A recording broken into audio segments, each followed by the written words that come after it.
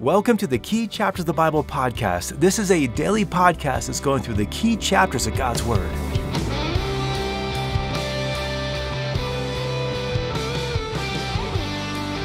Was it Yogi Berra who said, when you see a fork in the road, pick it up?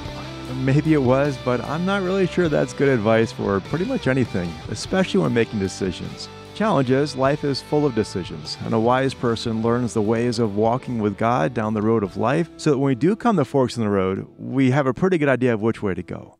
Today we're turning to Proverbs chapter 16, which is one of my favorite go-to chapters to pray through when I'm facing difficult decisions. I'm looking forward to going through this chapter together with you just to see all of the riches that God has given to us about how to make good and wise decisions in life. Well, this is our third study in the book of Proverbs, and as we've been easing into this book, we've explained that these Proverbs have been given so that we learn this skill of living according to God's instruction. In chapter 1, we explained that Proverbs are gnomic literature. They tell us the way things go. And one of the keys to wisdom is learning to understand how God has designed life to operate. You see, the wise person tries to understand God's principles and align their lives according to His design. Now, the foolish person, they try to live in the exceptions. They hope that they can somehow skirt God's design and set their own course of life. But as we work through this chapter, we will see that that's not the way of wisdom, and often even that kind of mindset stems from pride, which is ultimately a wisdom killer. Now, hopefully at this point, you've already read chapter 16. You might have sensed that this chapter has a theme to it. On the one hand, all of these Proverbs can just stand alone and just provide great wisdom for life. But on the other hand, they dovetail together beautifully to give us just a clear understanding of how to make wise decisions. Even when I was preparing for this podcast, I read through this chapter a few times, and I began to put each verse under a specific heading, headings like guidance, or pride and humility, or godly living, or wisdom with words, or wisdom with living, or slander and strife. And this can just be a helpful way of working through the book of Proverbs in general, because as you begin to group them under certain headings, you can see what God has said about specific topics. And as we follow that method for chapter 16, we're going to see that it just gives us clarity about how to make wise and godly decisions. And one of the things I love about this chapter is it helps us keep a right balance when it does come to decision making. Often when we talk about making decisions, and we talk about wanting to make sure that we're doing what is pleasing to God. Now, that is totally appropriate because we need to push back against the natural tendency of our own will that we just make ourselves king and we just do whatever we want. Lots of people, even churchgoers, will sometimes follow their own path and not really submit it to the Lord, not really let Him lead Him, and they end up just doing their own thing. That's not good. And so we have to resist that natural tendency to do our own thing. We just need to get to that place where we're like Jesus. Remember when He was in the Garden of Gethsemane and He just said to the Lord, "Not my will, but thy will be done"? That's the kind of place we need to get to. That's the kind of attitude we need to get to. But here's the challenge. Sometimes people get paralyzed when it comes to making decisions, and they're afraid of doing something that would not be God's will, and they end up doing nothing. We sometimes call that decision paralysis. When we get to that decision paralysis, Proverbs 16 provides a great balance on how to make good, godly, wise decisions. Because even when God doesn't give us clear, black and white indications of what is His will, He still expects us to live a wise life in obedience to Him. And often the irony is that when we are just in that decision paralysis, that inaction is really stemming from fear. And we are fearful because we're afraid of making the wrong decision, but that fear actually shows us that we are operating from what really is a lack of faith, because we're saying that we believe the outcome of our decision is up to us. But it's not really. If you look down at verse 1, it says, "The plans of the heart belong to man, but the answer of the tongue is from the Lord." Or down to verse 9, it says, "The mind of man plans his way, but the Lord directs his steps." Now, the point of these verses is that we may have made the decision, but God determines the outcome. And God will gladly and frequently step in such a way that He directs us to an outcome that we may not have been expecting, but is still according to His plan. That's how we can look in the rearview mirror of life and see that straight path of the Lord where, God was guiding this whole thing all along. And if it's not straight, well, that just may show us that we weren't submitted to God very much during that season of life. So when we know this principle, it can release a lot of pressure from us because it shows us we can trust God. God is not going to allow our foot to slip. It's easier to steer a car that's moving, and if we're seeking to honor God and obey His word, and if we're seeking to be surrendered to Him and inviting His intervention, He will step in and He will work in that situation in a way that accomplishes His will. So that's already a key principle from this chapter, but there are many more in chapter 16. And so let's just start digging into this chapter and just seeing how to make wise decisions. Let's talk about just even how hunger is good, for instance. See, we've already established that maybe we're making decisions and the outcome belongs to the Lord. Let's now drop all the way down to verse 26 and see what it says about hunger and how God will use hunger to guide us. It says, a worker's appetite works for him, for his hunger urges him on. And this principle is rooted in the fact that many of our decisions stem from a need in life. For instance, we might need to make money to put a roof over our heads and food on the table, or we might need a car to get to work. And so that need there is a tool in the hand of God to lead us to a place of action, and that action is helping accomplish God's will for our life.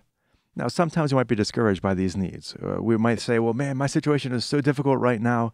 But if we view that situation biblically, God has sovereignly allowed those needs to exist in our life, and often those needs are the very thing that He is using to spurring us on to action. We need food, so we work hard. We work hard, we end up glorifying God. We're looking for friends, so we reach out to someone at work, and we end up blessing them and ministering to them in the name of Christ. Those needs end up helping us accomplish God's will. And so those needs aren't bad. They're often God's tools in our life to guide us and lead us to a path that just further fulfills His word. Now, along those lines, as we're looking to solve the needs of life and make decisions, we have to be people of prayer who are constantly submitting those needs to the Lord, those paths to the Lord, and asking Him to purify us so that what we're doing is for the Lord and not for ourselves. And the way we make sure we're doing this is by seeking to be righteous, down to the very details that no one may even know about in our life. Look at verse 11.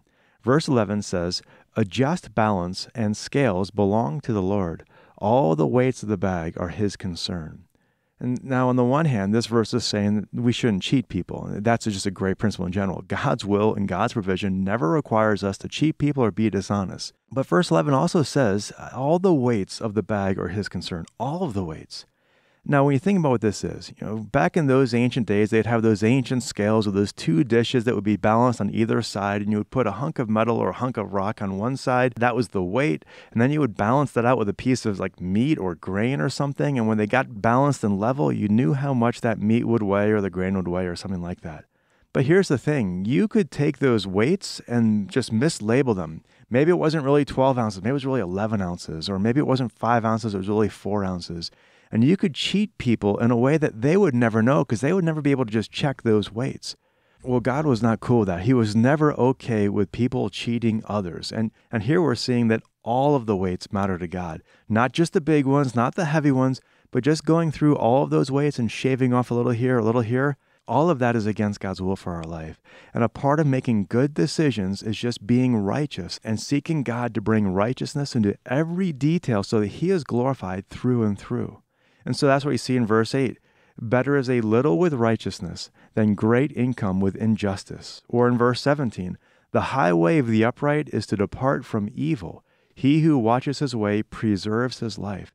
And so when we give attention to the righteousness of our life, we'll be following God's will. He'll never call us to sin, and He'll never be pleased when we're in a state of sin or cheating others or anything like that.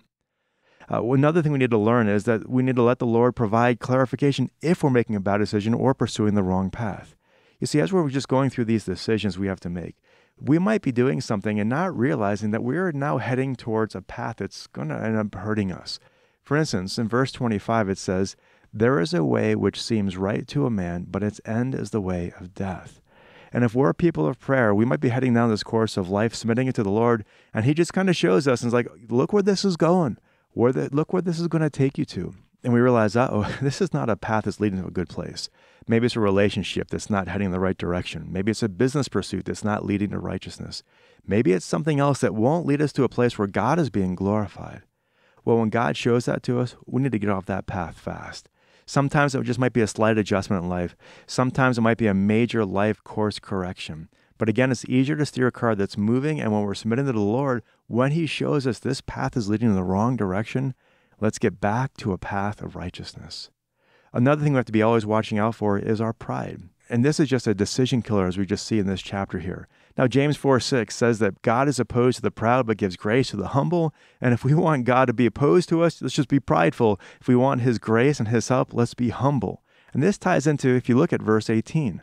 Verse 18 is a very commonly quoted verse in the Bible. It's usually misquoted as pride goes before the fall. But here we see it actually says, pride goes before destruction and a haughty spirit before stumbling. But it's the same idea that basically if we're prideful, we're in danger of falling. Now, why is that?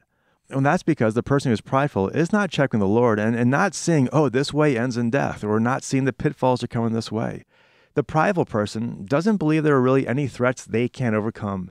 They're relying upon themselves, their own wisdom, their own judgment. They're not submitting things to the Lord. They're perhaps even filtering in unrighteousness into how they're doing things. They don't have God's grace. They don't have His protection, and they're doomed to trip and fall. And so when people begin to rely upon self, they are engaging in pride.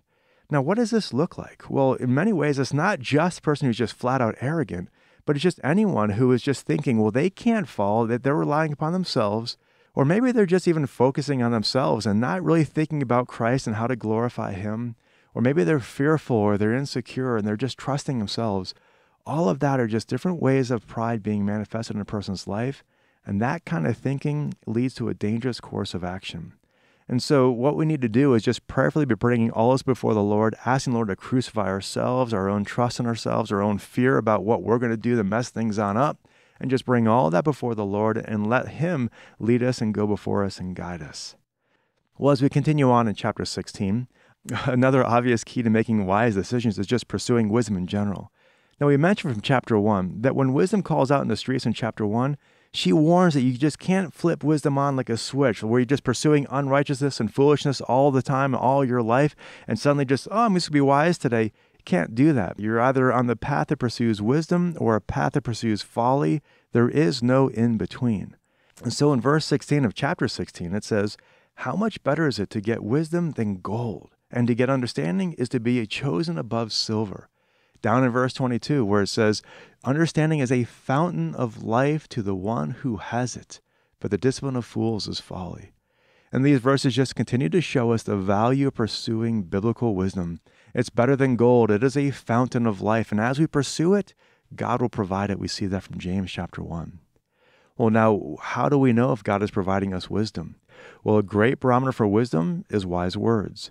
Jesus said in Matthew 12:34 that out of the abundance of the heart, the mouth speaks, and our words reflect our wisdom.